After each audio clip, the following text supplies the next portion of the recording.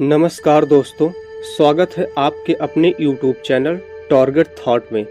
दोस्तों, आज के अपने इस वीडियो में भगवद गीता के महत्वपूर्ण अध्यायों के बारे में बताते हैं। भगवद गीता हिंदुओं का धर्म ग्रंथ है। 4 वेद, वेदों का सार है। उपनिषद और उपनिषदों का सार है। गीता इसलिए श्रीमद् भगवद गीता हिंदुओं का सर्वमान्य ग्रंथ है। इसे वेद और उपनिषदों का पॉकेट संस्करण भी कह सकते हैं। महाभारत के 18 अध्याय में से भीष्म पर्व का हिस्सा है। भगवत गीता में भी कुल 18 अध्याय हैं। 18 अध्यायों की कुल श्लोक संख्या 700 है। आइए जानते हैं कि गीता के 18 अध्याय में क्या लिखा है। प्रथम अध्याय में अर्जुन विषाद योग नाम से है।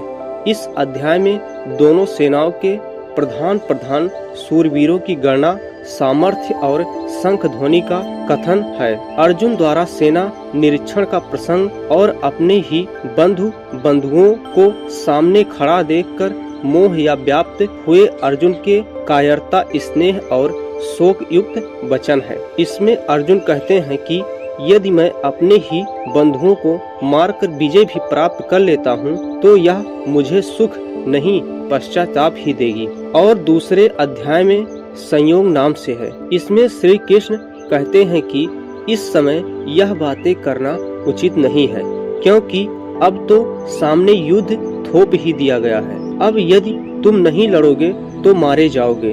अर्जुन हर तरह से युद्ध को छोड़कर जाने की बात कहते हैं। तब श्री कृष्ण कहते हैं कि अब युद्ध से विमुख होना नपुंसकता और कायरता है। इसी चर्चा में श्री कृष्ण अर्जुन को आत्मा की अमरता के बारे में बताते हैं और कहते हैं कि आत्मा का कभी वध नहीं किया जा सकता और तू जिनके मारे जाने का शोक करने की बात कर रहा है वह उनका शरीर है, जिसे आज नहीं तो कल मर ही जाना है। इसलिए जय पराजय, लाभ हानि और सुख दुख को समान समझकर उसके बाद युद्ध के लिए तैयार हो जा। इसी अध्याय में श्री कृष्ण संयोग और स्थिर बुद्धि पुरुष के लक्षण का वर्णन करते हैं। अध्याय 3 में कर्म योग नाम से है।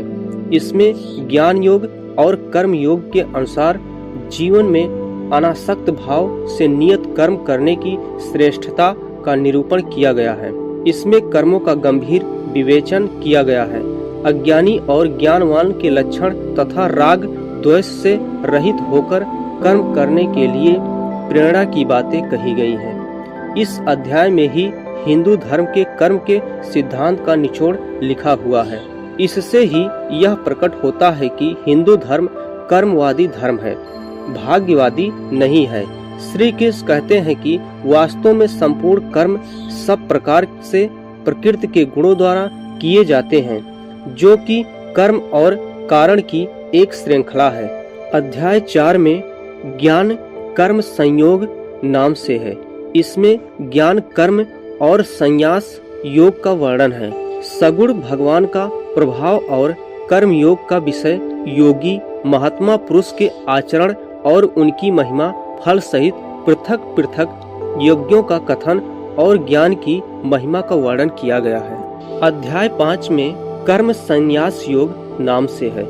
इसमें संख्या योग और कर्म योग का निर्णय, संख्या योगी और कर्म योगी के लक्षण और उनकी महिमा, ज्ञान योग का विषय और भक्ति सहित ध्यान योग का वर्णन किया गया है। उपरोक्त सभी योगों के वर्णन में अध्यात्म, ईश्वर, मोक्ष, आत्मा, धर्म, नियत आदि का वर्णन है। किसी भी प्रकार के युद्ध या युद्ध करने का नहीं। अध्याय 6 में आत्म संयोग नाम से है। इसमें कर्म योग का विषय और रूढ़ पुरुष के लक्षण, आत्म उद्धार के लिए प्रेरणा और भगवत प्राप्त पुरुष के लक्षण, विस्तार से ध्यान योग का वर्णन, मन के निग्रह का विषय, योग भ्रष्ट पुरुष की गति का विषय और ध्यान योगी महिमा का वर्णन किया गया है। अध्याय 7 में ज्ञान विज्ञान नाम से है। इसमें विज्ञान सहित ज्ञान का विषय, संपूर्ण पदार्थों में कारण रूप से ईश्वर की व्यापकता का कथन, आसुरी स्वभाव वालों की निंदा और अध्याय 7 में ज्ञान विज्ञान योग नाम से है। इसमें विज्ञान सहित ज्ञान का विषय, संपूर्ण पदार्थों में कारण रूप से ईश्वर की व्यापकता का कथन, आसुरी स्वभाव वालों की निंदा और भगवत भक्तों की प्रशंसा, भगवान के प्रभाव और स्वरूप को न जानने वालों की निंदा और जानने वालों की महिमा का वर्णन किया गया है। अध्याय 8 में अक्षर ब्रह्म योग नाम से है। इसमें ब्रह्म, अध्यात्म और कर्मादि के विषय में अर्जुन के 7 प्रश्न और श्री कृष्ण के द्वारा दिए गए उनके उत्तर हैं। भक्ति योग का विषय और शुक्ल एवं कृष्ण मार्ग के रहस्य का वर्णन है। अध्याय 9 में राज विद्या योग नाम से है। इसमें प्रभाव सहित ज्ञान का विषय है। इसमें जगत का ईश्वर से संबंध और प्रकृति तत्वों की चर्चा है। इसमें जगत की उत्पत्ति का विषय, भगवान का तिरस्कार करने वाले आसुरी प्रकृति वालों की निंदा और दैवी प्रकृति वालों के भागवत जन का प्रकार, सर्वात्म रूप से प्रभाव सहित भगवान के स्वरूप का वर्णन, सकाम और निष्काम उपासना का फल और निष्काम भागवत भक्ति की महिमा का वर्णन है। अध्याय 10 में विभूति योग नाम से है। इसमें भगवान की विभूति और योग शक्ति का कथन तथा उनके जानने का फल और प्रभाव सहित भक्ति योग का कथन, अर्जुन द्वारा भगवान की स्तुति तथा विभूति और योग शक्ति को कहने के लिए प्रार्थना, भगवान द्वारा अपनी विभूतियों और योग शक्ति का वर्णन है। विभूति अर्थात सिद्धियां और शक्तियां। अध्याय 11 में विश्व रूप दर्शन योग नाम से है।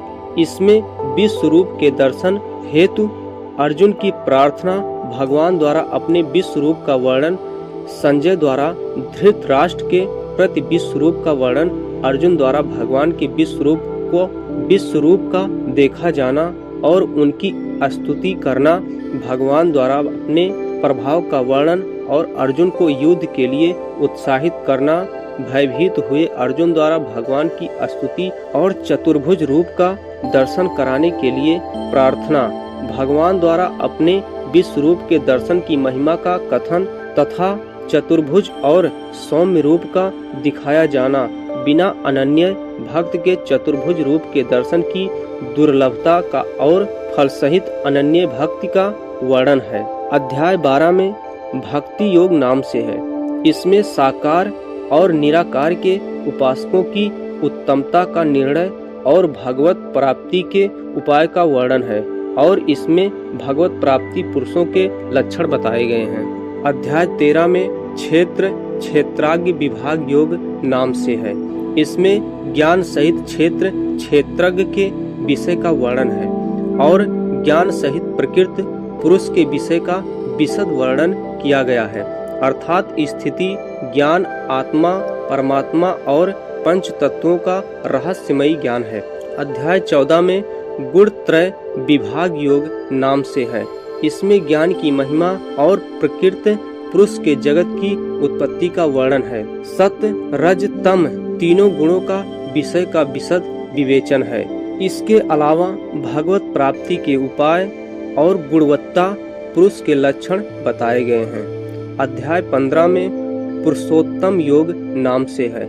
इसमें संसार को उल्टे वृक्ष की तरह बताकर भगवत प्राप्ति के उपाय बताए गए हैं। इसमें जीवात्मा के विषय का विशद विवेचन और प्रभाव सहित परमेश्वर के स्वरूप का वर्णन किया गया है और इसमें क्षर अक्षर पुरुषोत्तम के विषय के भी विशद वर्णन है।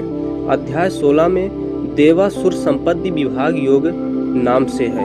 इसमें फल सहित देवी और आसुरी व्यक्ति और संपदा का कथन किया गया है। आसुरी संपदा वालों के लक्षण और उनकी अधोगति का वर्णन भी मिलेगा। इसके अलावा शास्त्र विपरीत आचरणों को त्यागने और शास्त्रानुकूल आचरणों के लिए प्रेरणा दी गई है। अध्याय 17 में श्रद्धा त्रय विभाग योग नाम से है। इसमें श्रद्धा का और शास्त्र विपरीत घोर तप करने वालों के विषय का वर्णन है। इसमें आहार, यज्ञ, तप और दान के पृथक पृथक भेद बताए गए हैं। इसके अलावा ओम तत्सत के प्रयोग की व्याख्या की गई है। अध्याय 18 में मोक्ष संन्यास योग नाम से है। इसमें त्याग का विशद वर्णन कर्मों के होने में संख्या सिद्धांत का कथन, तीनों गुणों के अनुसार ज्ञान, कर्म, कर्ता, बुद्धि, धृत और सुख के पृथक पृथक भेद का वर्णन, फल सहित वर्ण धर्म के विषय का वर्णन, ज्ञान निष्ठा का वर्णन, भक्ति सहित कर्म योग का विवेचन और अंत में श्री गीता जी के महात्म्य का वर्णन है। दोस्तों, दी गई जानकारी पसंद आई हो तो वीडियो को ज़्यादा से ज़्यादा शेयर करें, वीडियो को लाइक और चैनल को सब्सक्राइब जरूर करें। धन्यवाद।